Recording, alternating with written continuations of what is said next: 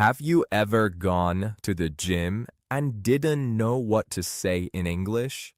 Maybe you wanted to ask about a membership, talk about a machine, or just chat with the trainer, but the words didn't come out.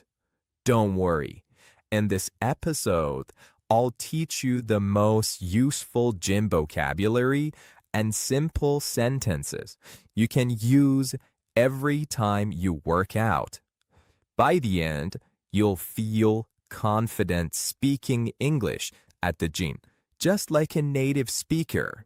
Now, I want you to just listen to me and try to say them with me.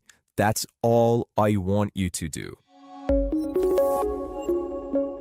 Hello and welcome back to the Ravand English Podcast. I'm your host, Brandon. I'm your friend, and I'm so happy you're here for this energetic episode.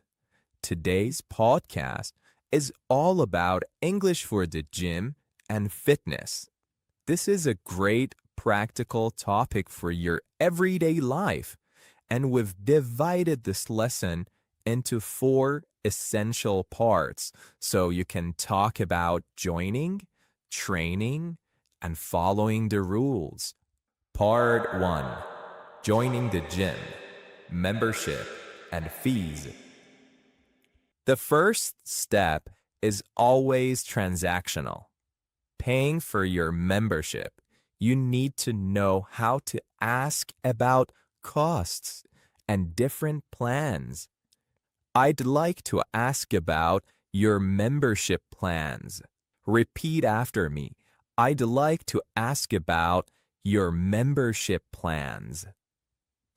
This is the polite way to ask about all the different ways you can join the gym. Fees, dues, and payments. Okay, let's give you an example. What are the monthly dues? Dues means fees. What are the monthly dues for the gym membership? You heard that phrase, monthly dues. When we talk about paying every month for something like a gym or a club, you can use dues, fees, or cost. All of them work. So it means the money you owe each month. I'd like to inquire about the annual fee for the gym membership. The word annual just means yearly or once per year. So you're asking about the cost for one whole year. A great tip. When you pay annually, you almost always get a discount. You've seen it on different websites, right? When you pay annually, you pay less or get a discount. I want to talk about the word inquire. We had it in the sentence. I'd like to inquire about the annual fee. What is inquire? To inquire means to ask about, to get information about, to gather information about something. So when you say, I'd like to inquire about the annual fee, you're simply saying, I want to know about that. I want to gather information about that. When you first join, there are often extra costs. Make sure you ask about them. For example, you can say, is there an initiation fee or an enrollment fee? The initiation fee is a one-time payment you make only at the very start, just to join the club. So we have initiation fee or enrollment fee. What is the cancellation fee? The cancellation fee is the money you must pay. When and why? If you want to quit the gym before your contract is finished. When you want to ask about payment plan, you can use this sentence. Can you provide me with the details of the payment plan? Can you provide me with the details of the payment plan? All right. In the last episode, we learned the word provide. Do you remember? If you haven't listened to that one yet, you can check it out after this episode. The verb provide means to give or to supply, and it's almost always followed by with. With as a preposition here. Provide with. For example, the gym provides you with all the equipment you need. Provides you with. The gym provides you with. Can you provide me with the details of the payment plan? Repeat after me, please. Can you provide me with the details of the payment plan? Okay, let's talk about billing cycle. The billing cycle is just the time between payments, usually whether you pay monthly or annually. You can ask, what is the billing cycle for the monthly fees? What is the billing cycle for the monthly fees? What is the billing cycle for the monthly fees? Part 2. Workout talk and basic terms. Now that we're members, let's talk about the words you need when you're actually exercising. We have to learn the essential terms first, all right? And then we will move on to some common phrases and fun idioms that native speakers use. Are you ready?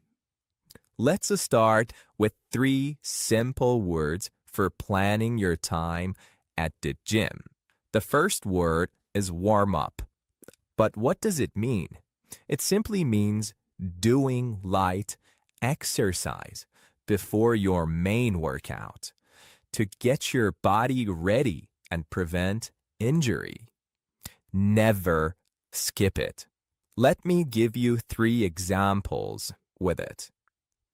I always make sure to warm up for at least 10 minutes before I start. I need to warm up before running on the treadmill. Did you remember to warm up your legs? Next, the 2 main types of training, strength training and cardio. Strength training simply means lifting weights to build muscle and size. I'm focused on strength training today. My goal is to start strength training to get stronger. Are you doing strength training or cardio this morning?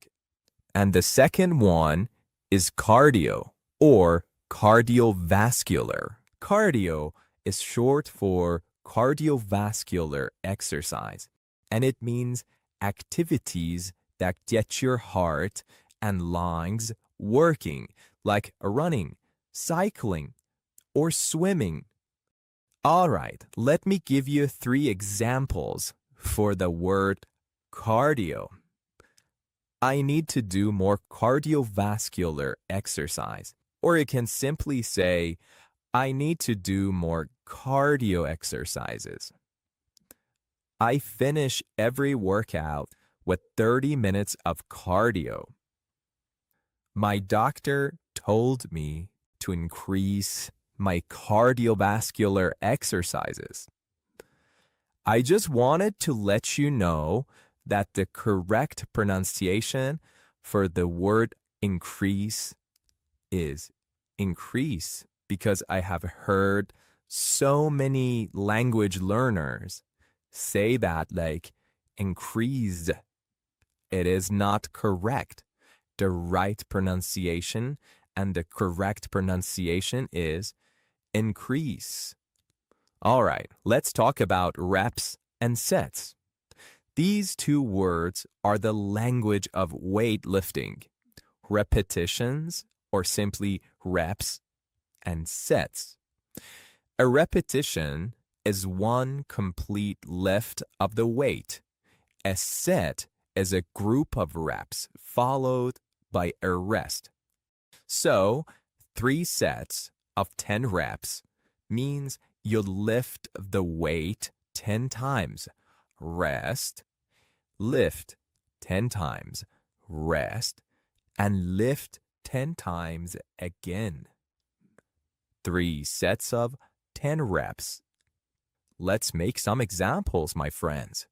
But you need to promise me that you will say them out loud with me. You repeat them with me. All right? Example 1. How many reps and sets should I do? Repeat after me. How many reps and sets should I do? Example 2. What's the best number of reps for this exercise? You're gonna need this sentence. Please repeat after me. What's the best number of reps for this exercise? Should I do 3 sets or 4 sets? Before we go to idioms, I want to talk about something very important. I use the word weight, but don't mix it up with the word weigh. My friends, weight is a noun. It's the thing you lift, like a dumbbell. But weigh is a verb. It's the action of measuring how heavy something is. For example, the dumbbell has a lot of weight, but I want to weigh myself on the scale. You've learned them, and you will never mix them up. Finally, let's learn a few common idioms native speakers use when talking about their effort and results. We have an amazing one. Let's make an example with it. I really broke a sweat during my session today. Break a sweat? What does it mean? To break a sweat is a cool way to say that you worked very hard and you're sweating a lot. For example, I can say, I really broke a sweat during my intense session today. Okay, the next idiom is to hit the weights. For example, I can say, I have been hitting the weights hard to get ripped for the summer. Hitting the weights means to lift weights, and to get ripped is a common idiom, meaning to gain visible muscle and lose body fat. So I am going to repeat that example sentence one more time. I have been hitting the weights hard to get ripped for this summer. I am going to bulk up this winter. Bulk up means getting bigger and stronger, more muscle, more size, by eating a lot and lifting heavy. But whenever I see this phrase, I can't help but think of something, and I want to share it with you, so you will never forget it. Do you know the Hulk? He's that huge, green, angry guy from TV and movies who gets super strong whenever he's mad. Trust me, you will never forget the word bulk up now. I need to cut down before my vacation. To cut down or cut means to reduce body fat, so your muscles look more defined. I need to cut down before my vacation. Let's go to the next part. Part 3, Gym Etiquette, the rules of politeness. Before we dive in, let's quickly define a keyword, etiquette. Etiquette is simply the set of unwritten rules for polite and correct behavior in a certain situation. Knowing gym etiquette makes you a good member. First, always be respectful of others' space and equipment. Always ask before using someone else's equipment. That's essential, my friends. That is essential. Never just grab something someone is currently using, even if they are resting. For example, I am working with a bench, okay? And after my second set, let's say, I am resting. You cannot come and use that bench. That's what I'm talking about. Wipe down the machines and benches after use. Wipe down means to clean the surface quickly with a towel or spray. This is a basic hygiene rule in every gym. Try not to monopolize a machine for an extended period. What? Monopolize? This is the first time I'm hearing this. What does it mean? All right, I am going to tell you everything about this amazing word. To monopolize something means to take all of it for yourself or to use it for too long. Don't be that person. I hate that person. I have never monopolized something. I have never taken all of something for myself. When I hit the gym, when I go to work out. If the gym is crowded, try to share. But I am going to teach you a very beautiful phrasal verb here. Be willing to share equipment and allow others to work in. Work in. To work in means to take turns using the machine while the other person is resting. So now you know the meaning of work in. To share the equipment.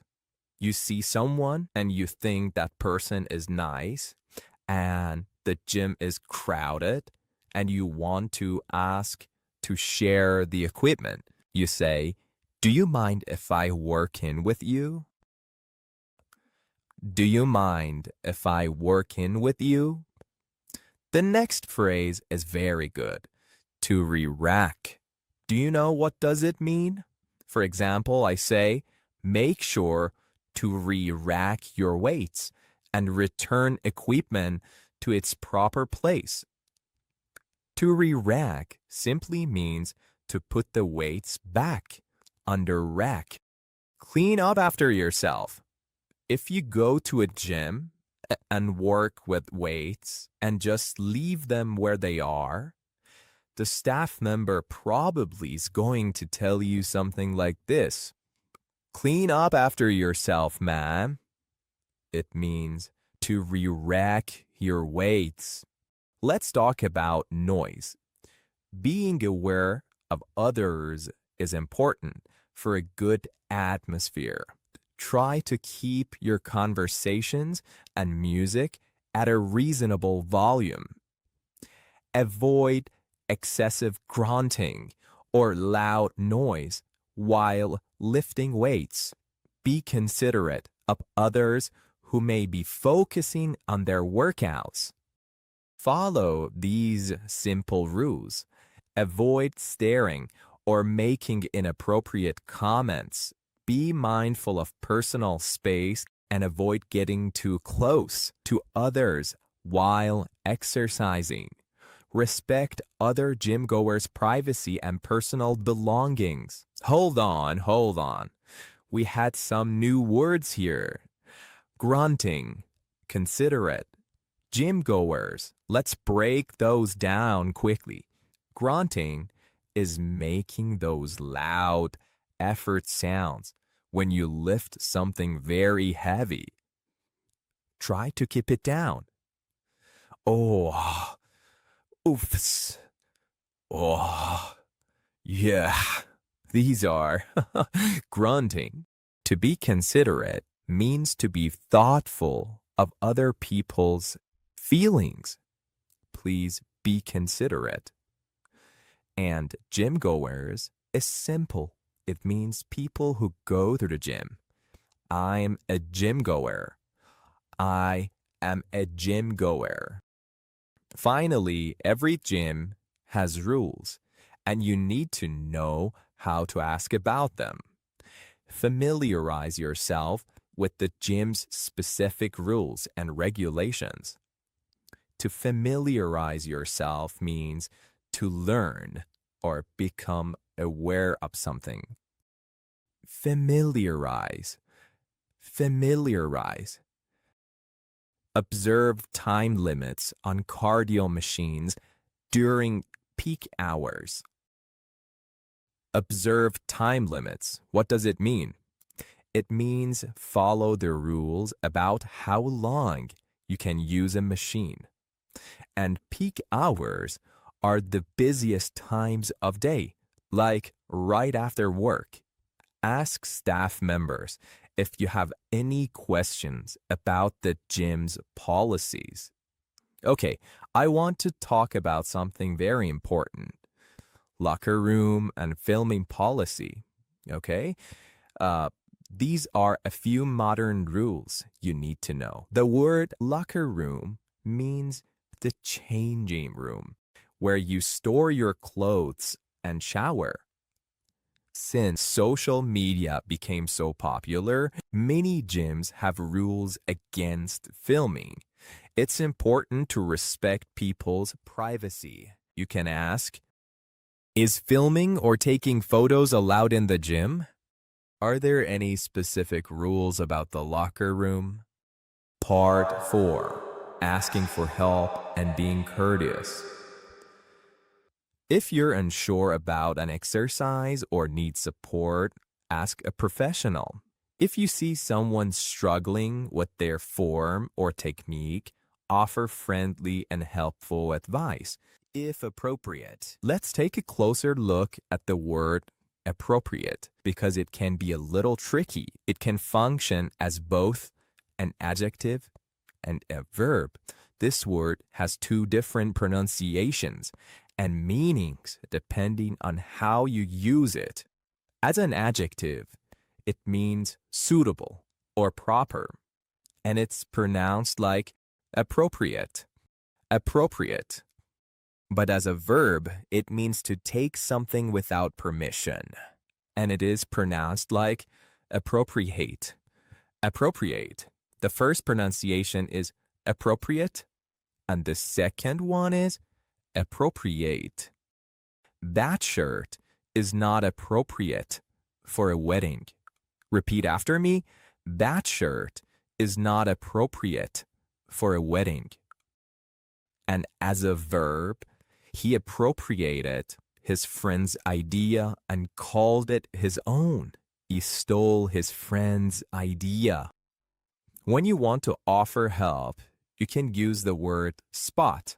To spot someone needs to stand close to a person lifting weights to help them if the weight gets too heavy or if they get stuck. Okay, my friends, we have done it. We have done it. You've just learned the essential English needed to navigate any fitness center. You can confidently talk about do's, understand reps and sets, and know all the unspoken rules of etiquette. Remember, the key to great English is practice. So try using these phrases the next time you hit the gym. If you enjoyed this episode, please hit that subscribe button and leave a comment. It really helps me, and because your support is absolutely golden. Thanks for hanging out with me on the Ravand English Podcast. I'm Brandon, and I'm looking forward to talking to you next time. Goodbye for now.